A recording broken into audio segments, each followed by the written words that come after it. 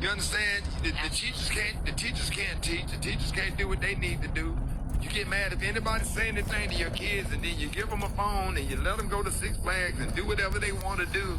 If something happened to one of them and the police kill one of them, then you want the community or you want to stage a protest and your kids out of control. How? Yeah. Make it make sense. Joining us this morning, Ricky, we have licensed therapist Spirit. Spirit, good morning.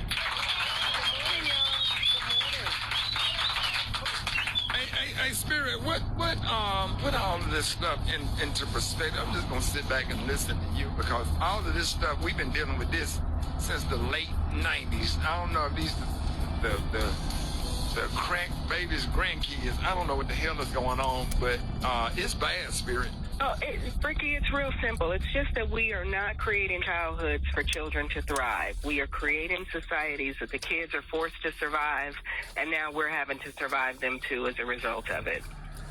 All right, let's go to the phone. You're on with Spirit. Good morning.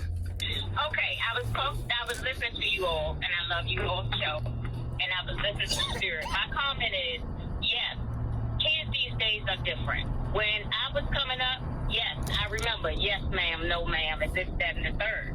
But I was raised differently, too. You know, they have to learn respect. They have no respect nowadays. None. And they don't want to get it. And peer pressure. They go through a lot of peer pressure. So all of that plays into part. But as, you know, being depressed and all that, I went through that as well. But it never hindered me from doing what I have to do and being respectable to my mother, my father, and other adults. Go ahead, Spirit. Oh, no, it's not anything to debate. I totally understand exactly what it is that she's saying. The problem is, though, that if we just are trying to teach our kids respect and discipline and conformity, they will get that. And they will get that in prison also.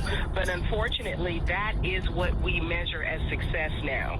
If we can just simply keep our kids out of jail, or if we can get them to the point where they can grow up to be adults who take care of themselves in society and they can be productive and produce, then that's how we measure success.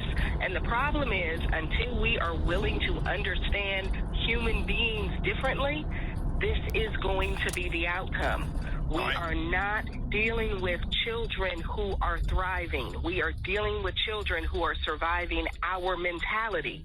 It's A plus B equals C. They are the C. They are the outcome. So we are the parents who have raised them. And the problem is that most adults are struggling to just take care of themselves. So being able to meet the basic needs of their children is like that's the best that they can do.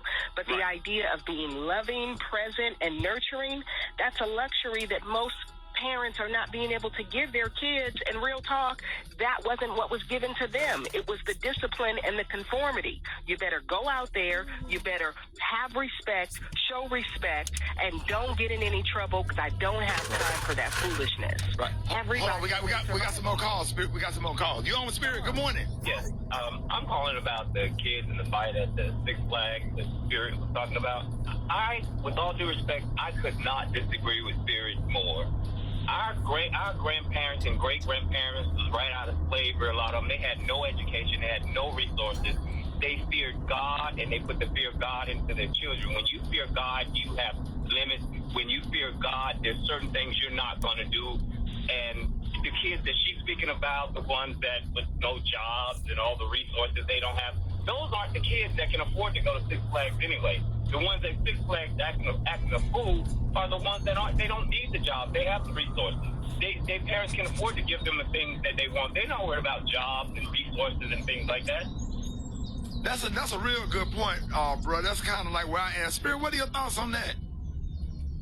Again, it's not something to have to argue, Ricky. The facts just speak for themselves. And our families that came out of enslavement were individuals who had post-traumatic stress disorder, depression, and anxiety.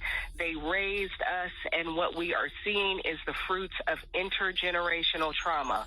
Until we are willing to just deal with it's not about how it feels. It is the science, and it is what it is. It doesn't require an argument. It requires intervention. And I'm not here to sell anybody on the intervention because I do it all day, every day. So I know what it looks like to have to heal people. I am talking about how do we change it. The resistance to it, the lack of understanding of it, doesn't change the end of the day what it's going to take to fix it. So I'm not here to argue with anybody. I'm not here to debate anybody. I'm not here to defend anything. I am simply here to tell you what is happening psychologically and socially with our children. And if we want to fix it, then these are the steps we're going to have to take. All right, Yo Spirit, good morning. Good morning. Yeah, I was just listening to the conversation today this morning on the radio, and I would just like to say to Ricky Smiley, I love you to death, but if you think a crazy person with crazy kids gonna admit that they crazy and go find somewhere where they can treat crazy, man, you crazy. Wait, what he said? He said if you think a crazy person with crazy kids is gonna go find some place where they treat crazy, that makes you crazy. Well, and what he unfortunately doesn't understand is mental health conditions are real, and we are all surviving it. And we have millions of individuals who have unmanaged and untreated mental health conditions all day, every day. So if you think that we are crazy, it doesn't matter because then we're still all having to deal with the consequences of a quote-unquote crazy society.